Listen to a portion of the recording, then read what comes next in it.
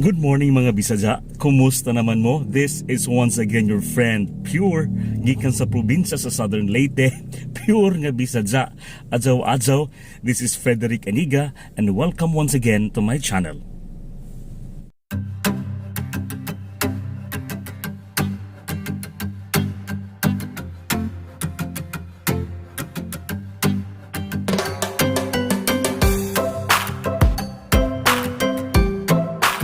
Good morning po sa kanilang lahat. Today is Thursday and I am on my way to Tomas Opus. Medyo makulimlim ang panahon. Madilim-dilim. Makapal ang ulap sa kalangitan at may pagbabadya ng pag-ulan. Well, we just hope that everything will be fine for all of us. Of course, may mga matutuwa na uulan, lalo na yung mga magsasaka na kailangan nila ang tubig sa kanilang mga palayan, sa kanilang mga taniman. At meron ding malulungkot pag umuulan. So, that's how complicated things are.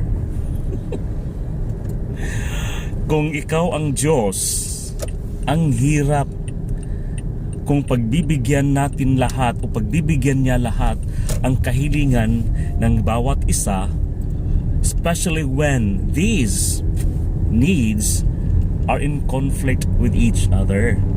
No? May nangangailangan ng init at may nangangailangan ng ulan, tubig. Sabay-sabay niyang hihingin sa kanya. Ang hirap maging Diyos, Ang hirap maging Diyos considering all the requests and needs of the people. But anyways, last night I was just glad and felt elated when I was able to watch this video of the Vice President Sara Duterte giving her speech. I think her audience, kasi hindi naman ipinakita yung audience and it was just a short video, her audience were teachers or people coming from Bohol. I think she was in Bohol in that particular video. Pero ang punto dun, kasi she highlighted the language, the Boholano language, which is adjaw-adjaw, unja-unja. And being from Southern Leyte, that is also our language. That is also the dialect that we are using in communicating. That is why if someone would hear us, especially from other region of the country, and they would hear us speaking using our dialect, immediately they would say or they would ask, galing ka sa Bohol? They associate adjaw-adjaw, unja-unja, this language with the Boholanos.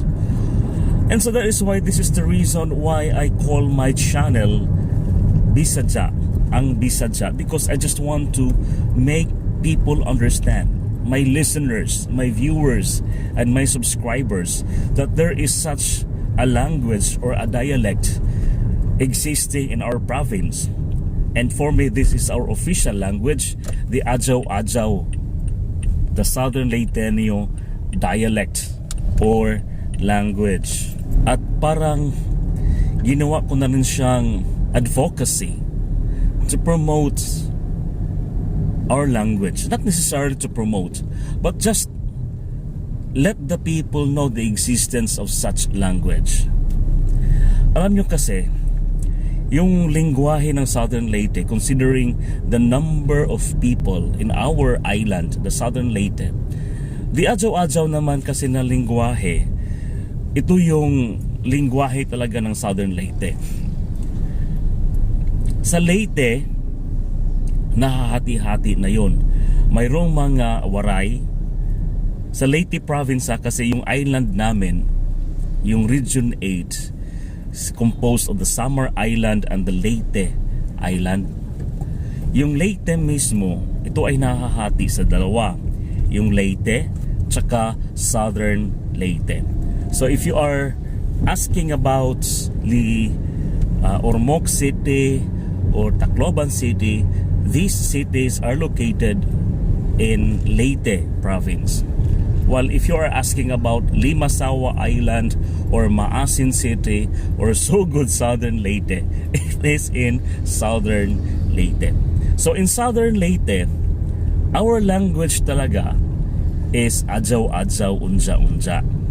It sounds like the dialect used in Bohol. And I guess we share the same language. We share the same dialect. But in my experience kasi, dahil siguro kunti lang ang gumagamit ng ganitong lingwahe, kasi even in Bohol kunti na lang. Hindi naman kunti. May marami ng mga taong hindi na gumagamit ng adjaw-adjaw, unja-unja. They prefer to use the ayaw-ayaw of Cebuano. Ayaw, unya, balay. But in the interior Bohol, or those part of Bohol siguro na facing our island, the island of Southern Leyte, siguro nandun pa rin yung adjaw-adjaw, unja-unja. But my point is that yung paggamit kasi ng lingwahe, ng dialect, ng language, ay parang politics din yan, no? Parang politics. Depende kung sino ang dominante. It depends on what language is dominant and how can we determine the dominance of the language, no? Dominante ang language or superior ang language siguro based on the number of people using such language. Kung maraming mga tao ang gumagamit ng lingwahe, so that is one basis na masasabi natin na dominant or superior ang language na yon. Pangalawa, basihan na magiging dominante ang isang lingwahe ay doon sa economic status ng lugar o island na gumagamit ng lingwahe, no? Economic status. So kung mas mayaman ang isang lugar kung saan ang lingwahe ay ginagamit, most likely that language will be used or be utilized over a language that is being used by an island that is of lesser economic status. Gaya ng sa amin, and this is the reason of my cause, gaya sa amin, pag nandito ka sa Southern Leyte, of course, we use our dialect, adjaw-adjaw, unja-unja. But if you go to Cebu, kasi Cebu is only 6 hours from our island. You travel to Cebu, 6 hours, nandun ka na sa Cebu. So pag nandun na sa Cebu yung taga Southern Leyte, ang mangyayari niyan, magsishift siya. That person would no longer use adjaw-adjaw, unja-unja, but he will now start or she will now start using ayaw-ayaw or the Cebuano language. Pag ikaw ay isang pure na Cebuano, alam mo na hindi siya taga Cebu. Matigas pa rin. Kasi iba talaga yung the way how pure Cebuanos speak, no? So my shift, unlike pag you are a Cebuano and you come to our province, you come to Southern Leyte, hindi mo binabago ang iyong salita. You still use the Cebuano language, no? Sa pagkipag-usap sa amin, ayaw-ayaw pa rin. So this is the question. Why is it that if we from Southern Leyte would go to Cebu, bakit nag-iiba yung salita namin? Bakit iniiba namin ang aming salita. We are using ayaw-ayaw, unya-unya when we are in Cebu. Na obvious naman na hindi talaga Cebuano kasi matigas. No? Na that is the case. Pero bakit ang mga taga Cebu pag nagpupunta dito sa province namin ay hindi naman sila nag-aadyaw-adyaw? Ganun pa rin ang kanilang salita. And what is the implication for that? How do I interpret? This means to say, for me, mayroong politics between the Adyaw-Adyaw dialect and the Cebuano dialect. This means that the Cebuano is dominant as compared to the Southern Leyteño dialect. So, yun ang observation ko. Bakit kung kaming mga taga Southern Leyte, pag nagpupunta sa Cebu o kahit sa ibang mga probinsya o lugar, Mindanao, doon sa Davao, sa Butuan City or sa Surigao City, we change our dialect. Hindi na namin ginagamit yung aming lingwahe. No? Hindi na kami nag-adyaw-adyaw or nag-uunja-unja. Instead, we shifted to the language being used by that particular province or place. So yun ang implikasyon para sa akin na personally, na our language appears to be inferior compared to other languages. Kasi bakit kami ang nag-a-adjust? Bakit yung language namin ang isinasantabi, tama ba yun?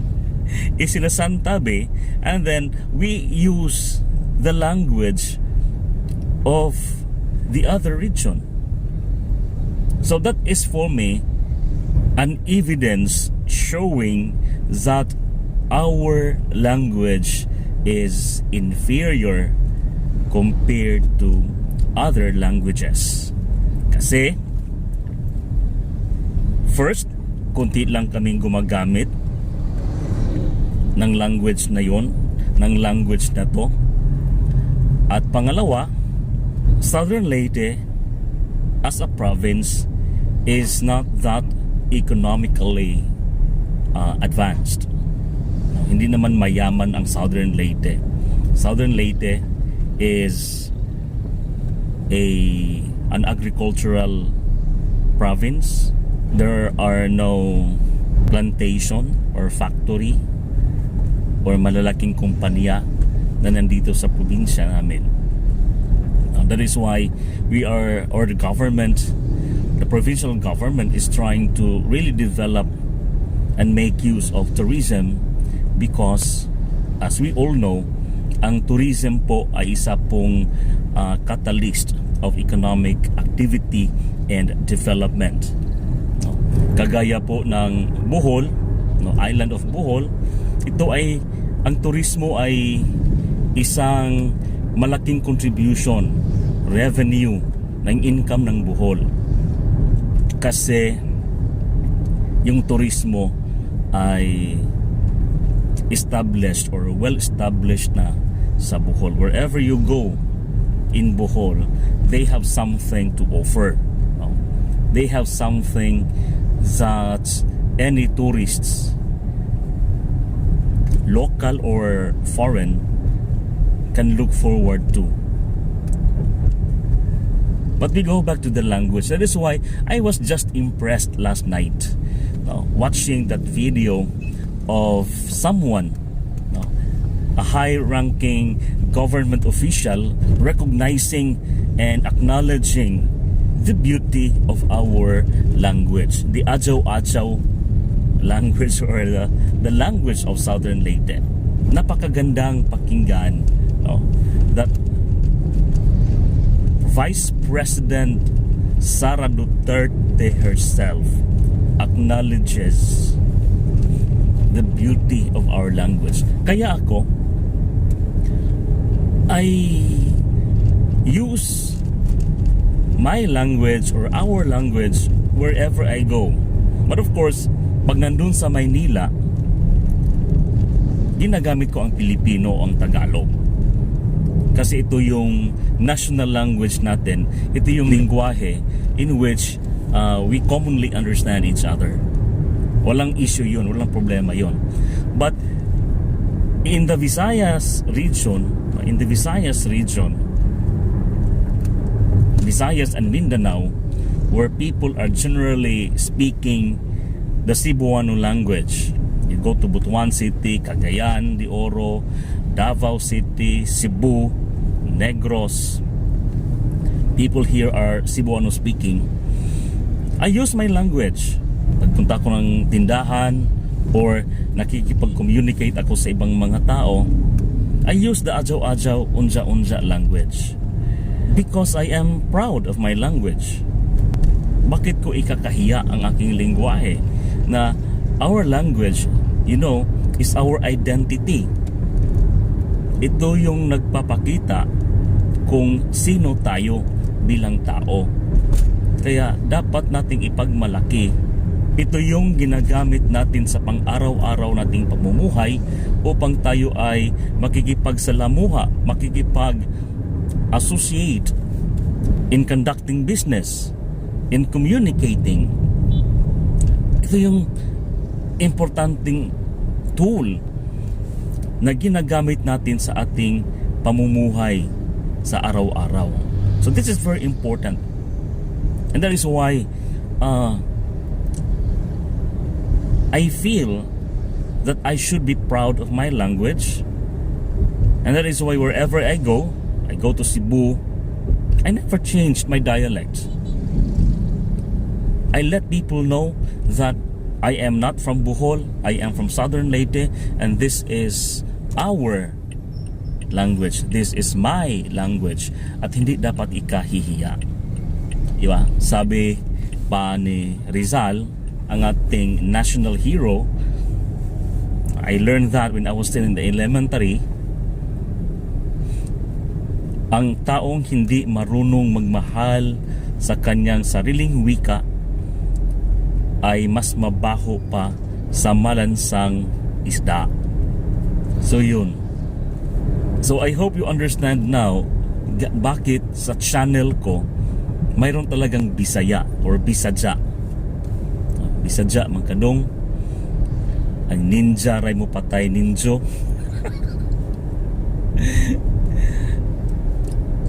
Because I have an advocacy to promote and to just let people know na ito po ang lingwahe namin. Originally, I intended talaga na gagamitin ko through and through ang lingwahe ko dito sa channel. But then, most or many of my subscribers ay hindi po Cebuano, hindi po Bisaya. Hindi nila naiintindihan ang aking mga sinasabi. That is why I decided to use or to shift to Filipino as the language of my channel. However, there are instances na I use my language. Ini-insert ko siya.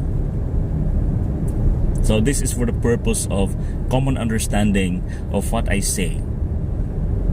Mapapansin nyo naman,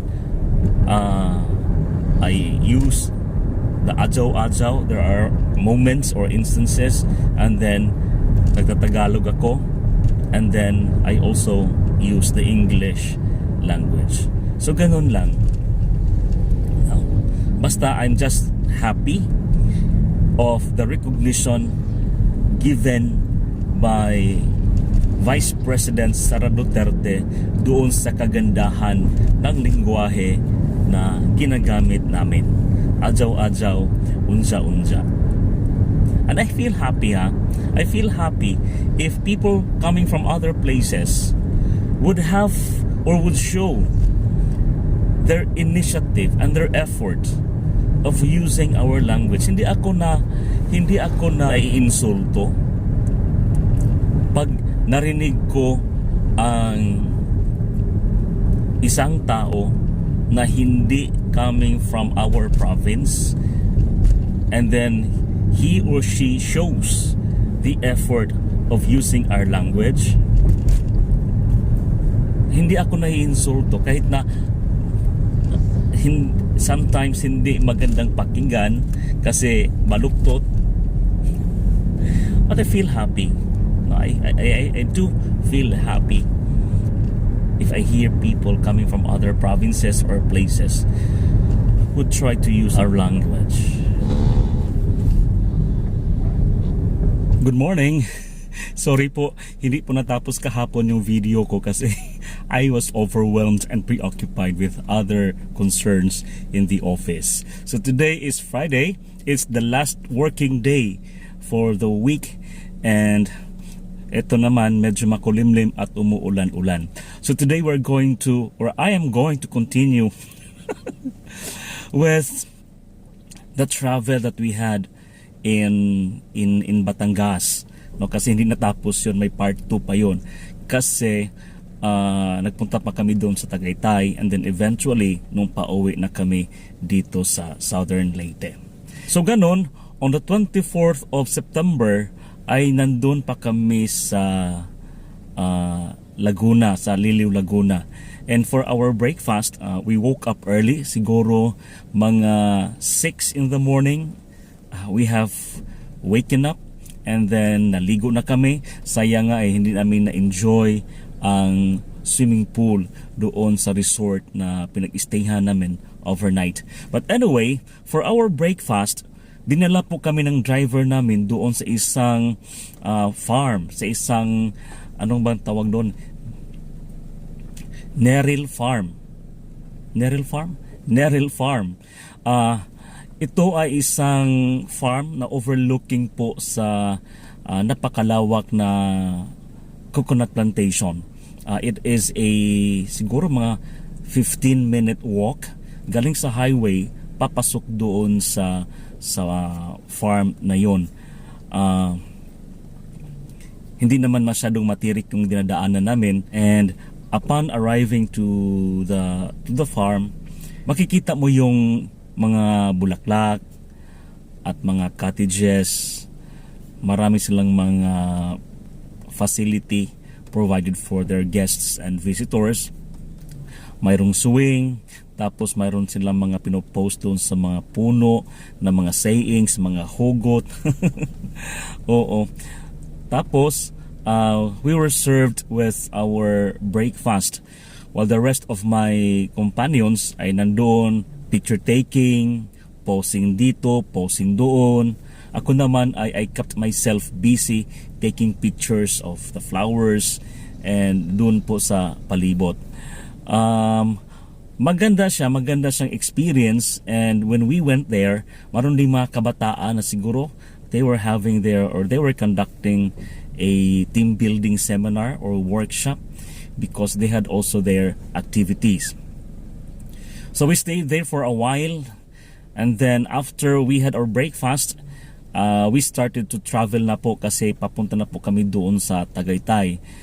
Pero from Liliw, Laguna, nagpunta pa kami doon sa Santa Rosa.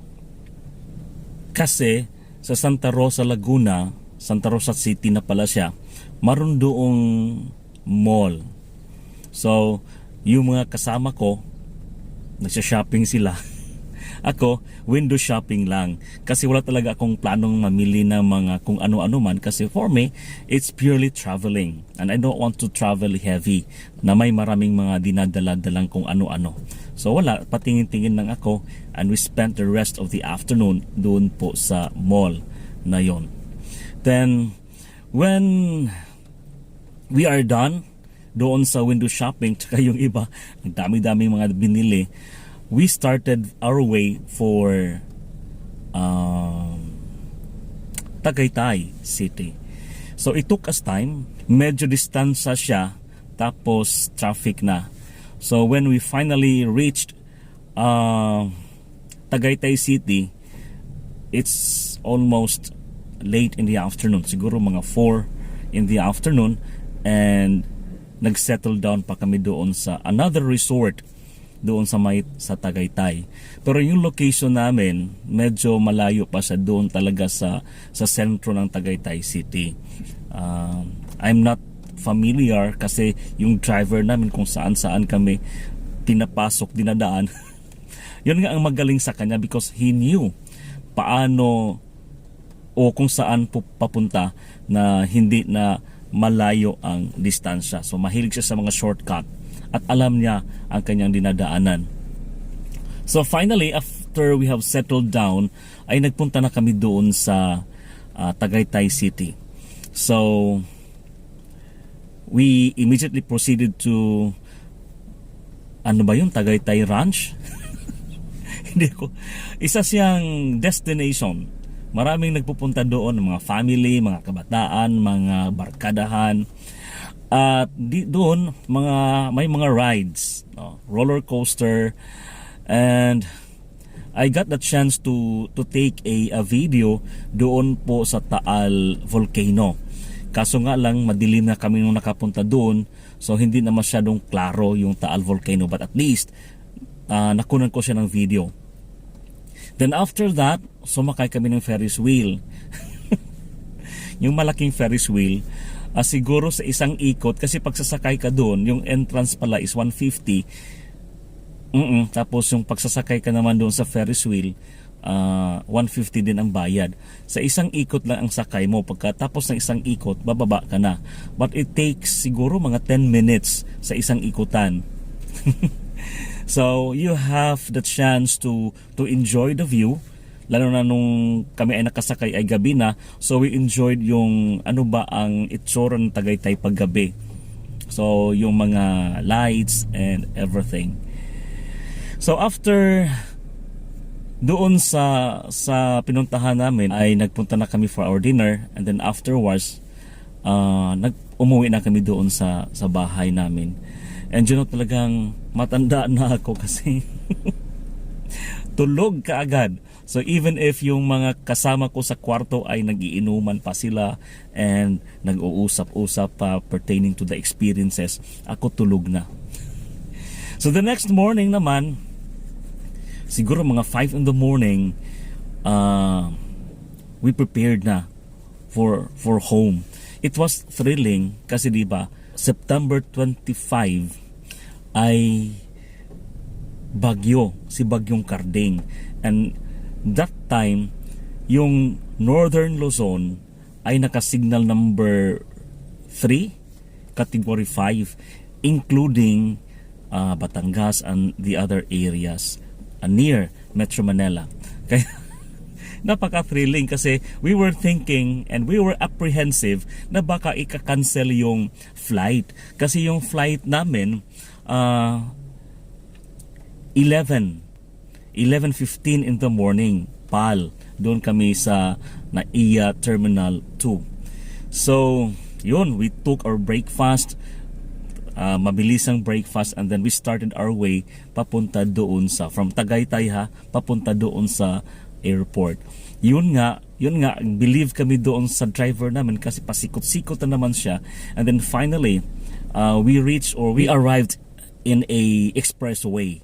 Bagong-bago pa lang yung expressway, wala pang masyadong dumadaan, at doon mabilis kaming kapag-travel until naabot namin yung airport, yung NAIA Airport Terminal 2. We checked in and we were happy. We were relieved dahil hindi canceled yung flight namin. It was also astonishing kasi yung Metro Manila, yung sa airport mismo, maganda naman ang panahon, mainit. There is no sign na mayroong bagyo. But anyhow, yon, we finally had our flight, and we are very thankful na smooth na naman yung flight namin. Walang mga air pocket, unlike yung papunta kami sa Manila na naka-experience kami ng turbulence. Nung pauwi kami, very smooth ang flight, and we arrived at Tacloban Airport safely.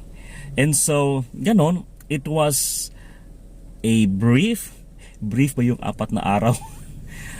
exhausting kasi palagi kami nagta-travel, but it was very exciting and it was very relieving experience, and we enjoyed our company. Sometimes, not hindi sometimes, I always believe, no, I always believe in the principle na it's not the place, no, but it's the company.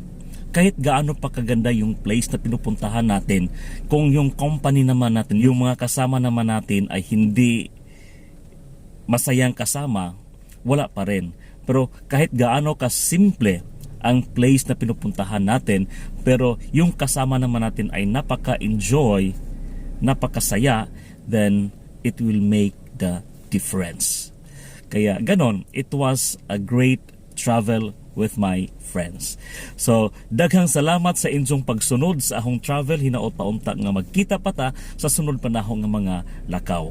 Bye-bye!